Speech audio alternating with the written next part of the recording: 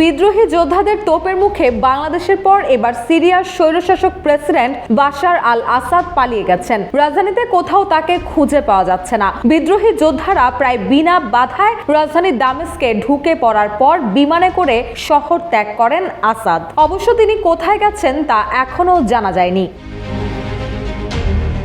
রোববার পৃথক প্রতিবেদনে এ তথ্য জানিয়েছে বার্তা সংস্থা রয়টার্স ও সংবাদ মাধ্যম বিবিসি। রয়টার্সের প্রতিবেদনে বলা হয়েছে, এরই মধ্যে বিদ্রোহীরা সিরিয়ার রাজধানী দামেস্কে ঢুকে পড়েছেন। এর কিছুক্ষণ আগে তারা অন্যতম গুরুত্বপূর্ণ হোমস শহর দখল নিয়েছেন বলে ঘোষণা দেন। শহরটি দখলের পর উদযাপনও করেন তারা। এদিকে শহর থেকে সৈন্যদের প্রত্যাহার করে নিয়েছে সিরিয়ান সেনাবাহিনী। এই ঘটনার পরপরই রাস্তায় নেমে আসেন হাজার হাজার বাসিন্দা।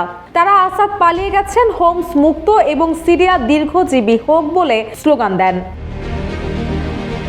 অন্যদিকে বিবিসির পৃথক প্রতিবেদনে বলা হয়েছে, হোমস দখলের পর বিদ্রোহী যোদ্ধারা double million offer Walton fridge কিনে পেতে পারেন 20 লক্ষ টাকা, রয়েছে কোটি কোটি টাকার নিশ্চিত উপহার। দামেস্কে ঢুকে পড়েছেন।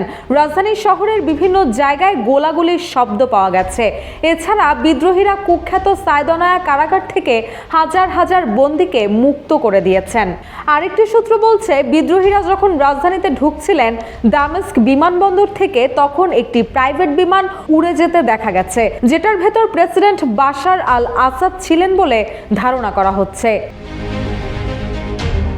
বাশার আল আসাদ 2000 সাল থেকে সিরিয়ার ক্ষমতায় রয়েছেন। এর আগে তার বাবা হাফেজ আল আসাদ 29 বছর দেশটি শাসন করেছিলেন। তবে 2011 সালে প্রেসিডেন্ট বাশার আল আসাদের বিরুদ্ধে ব্যাপক বিক্ষোভ শুরু হয়। ওই সময় বিক্ষোভকারীদের দমনে কঠোর পন্থা অবলম্বন করেন তিনি। এরপর বিক্ষোভকারীরা সশস্ত্র বিদ্রোহ শুরু করেন। এতে করে দেশটিতে শুরু হয় গৃহযুদ্ধ। যদিও 2015 সালে বাশার আল আসাদকে বাঁচাতে এগিয়ে আসে রাশিয়া।